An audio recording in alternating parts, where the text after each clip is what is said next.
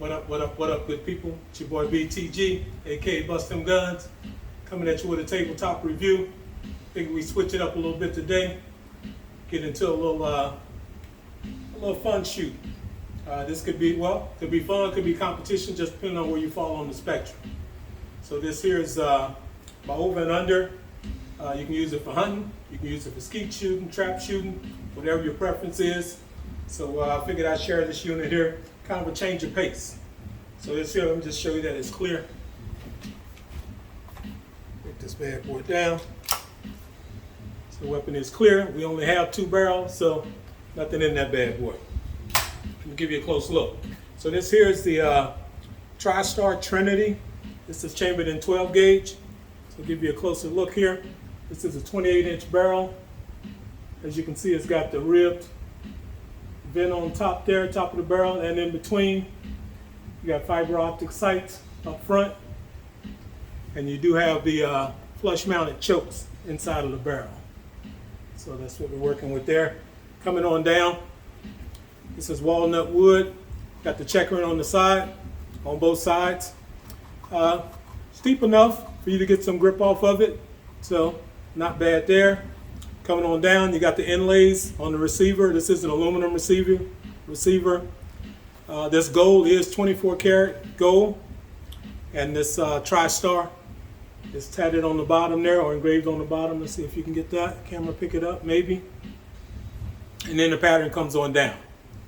You got more checkering here for the grip, and then onto the back, you got your butt stop, and that's what we're working with. So, like I say, this is a 28-inch. This is a 12 gauge.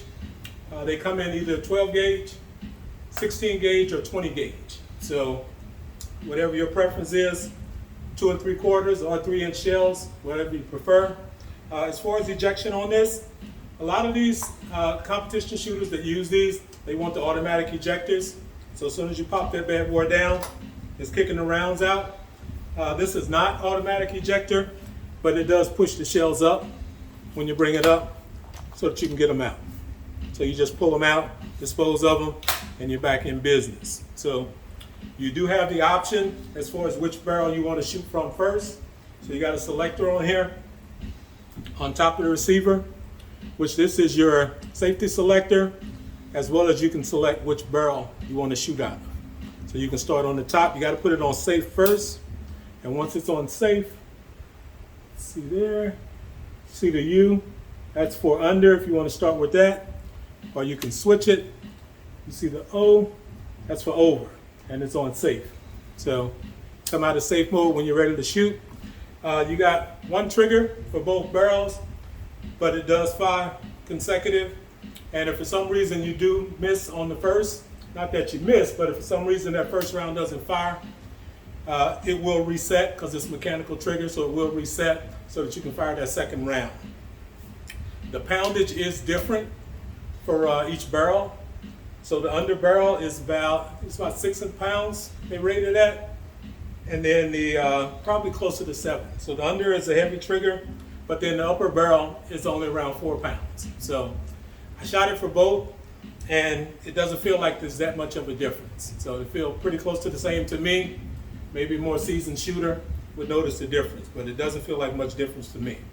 So I like the controls on top as far as your safety. So that's more user-friendly.